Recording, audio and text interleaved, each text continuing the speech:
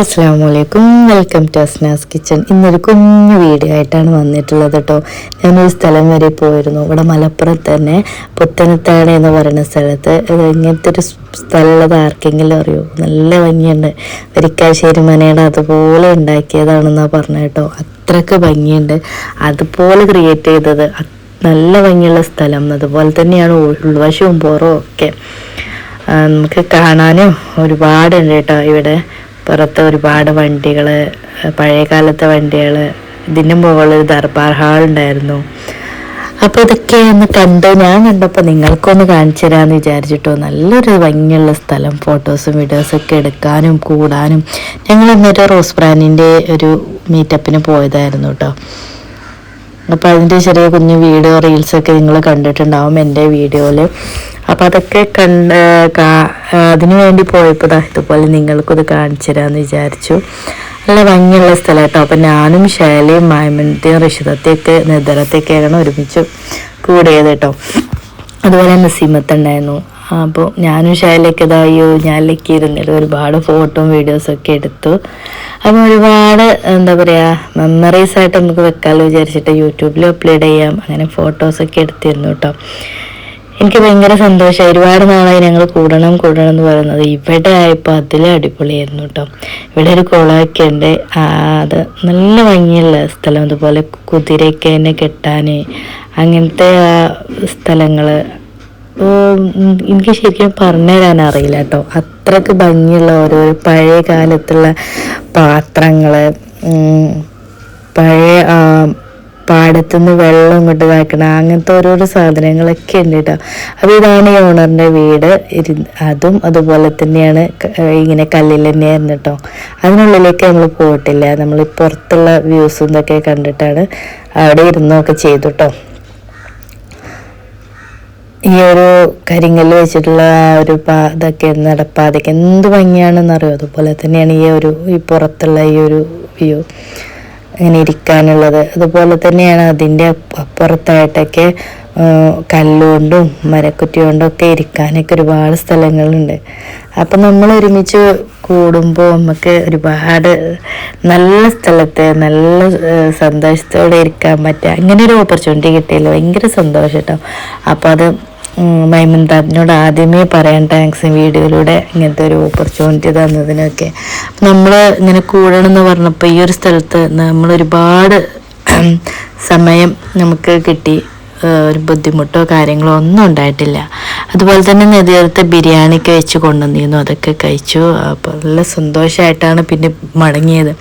അപ്പോൾ ഈ ഇവിടുത്തെ കുറേ വ്യൂസിനെ നിങ്ങൾക്ക് വേണ്ടി വീഡിയോ എടുത്തിട്ടുണ്ട്. അതൊക്കെ ഒന്ന് കാണാം. നിങ്ങളെ വിലയേറിയ കമൻസ് രേഖപ്പെടുത്തുക.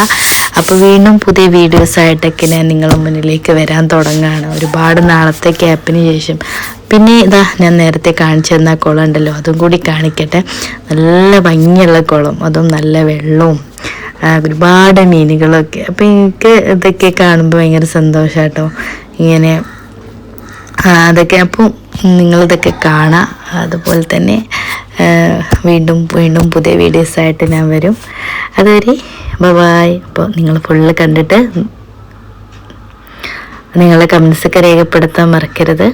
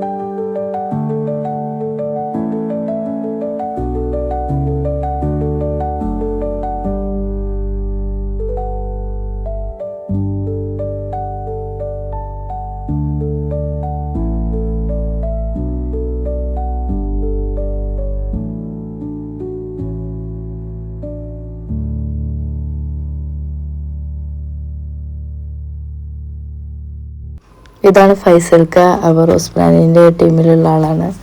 അതുപോലെ തന്നെയാണ് അവരുടെ ഫോട്ടോ എടുക്കുന്ന ആളും അതിൻ്റെ ആ ഒരു ഡയറക്ഷനും ഒക്കെ ചെയ്യുന്ന ആൾക്കാരൊക്കെ ഉണ്ട്.